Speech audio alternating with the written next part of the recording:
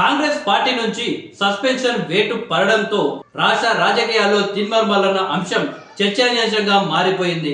Party వ్యతిరేక చర్యలకు పాల్పడుతున్నారనే కారణంతో సస్పెండ్ కు గురైన మల్లన్న రాజకీయంగా ఎలాంటి నిర్ణయం తీసుకోబోతున్నారనేది ఇప్పుడు హాట్ టాపిక్ గా మారిపోయింది. గత కొంత కాలంగా బీసీ నినాదంపై పనిచేస్తున్న తిన్మర్ మల్లన్న ఈ అంశంలోనే ఓ సామాజిక వర్గంపై వివాదాస్పద వ్యాఖ్యలైతే చేశారు. రాష్ట్ర ప్రభుత్వం చేపట్టిన కులగణన సర్వేపై విమర్శలు చేయడంతో కాంగ్రెస్ పార్టీలో వేటు ఎదుర్కొన్నారు. దీంతో సొంతంగా రాజకీయ పార్టీని స్థాపించబోతున్నారా అనేది ఇప్పుడు ఆసక్తికరంగా మారింది. లేకుంటే ఏదైనా పార్టీలో చేరుతారా అనేది కూడా ఇప్పుడు ఆసక్తికరంగా మారింది. తాజా పరిణామాల నేపథ్యంలో మల్లన్న ఏ పార్టీలో చేరుతారన్న చర్చ కూడా సోషల్ మీడియాలో జోరుగా సాగుతుంది. ఆయన బీఆర్ఎస్ లో చేరుతారని కొందరు, తిరిగి బీజేపీలో చేరుతారని మరికొందరు నెట్టింట చర్చించుకుంటున్నారు. టీడీపీలోకి వెళ్లే ఆలోచనలతో ఉన్నారనే టాక్ కూడా వినిపిస్తుంది. కొంతకాలంగా తెలంగాణలో టీడీపీ యాక్టివ్ అయ్యేందుకు ప్రణాళికలు కూడా రచిస్తుంది. ప్రస్తుతం ఆ పార్టీ తెలంగాణ అధ్యక్షుడి పోస్టు కూడా ఖాళీగానే ఉంది.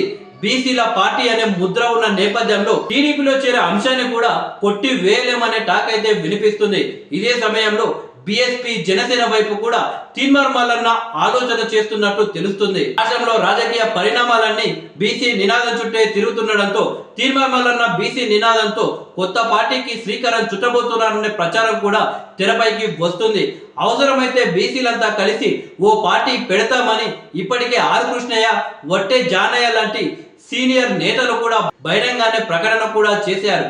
ఈ క్రమంలో గత నెలలో వరంగల్ సభలో తిన్మర్ మల్లన్న కొత్త పార్టీ అనౌన్స్ చేస్తారనే ప్రచారం అయితే జరిగింది. కానీ అటువంటి ప్రకటన ఏమీ చేయలేదు.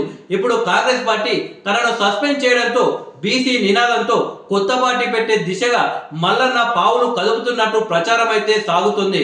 బీసీల విషయంలో గొంతు వినడం వల్లే వేటు పడిందనే వాదన తనకు కలిసి వస్తుంది అని మల్లన్న భావిస్తున్నారు.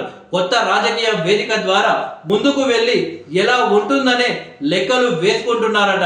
ఈ మేరకు బీసీ సంఘాల నాయకులతో చర్చించాక తన రాజకీయ భవిష్యత్ పై అధికారికంగా ప్రకటన చేయబోతున్నట్టు టాక్ వినిపిస్తుంది. అంతిమంగా తిన్మర్ మల్లన్న ఎలాంటి నిర్ణయం తీసుకుంటారో చూడాలి మరి.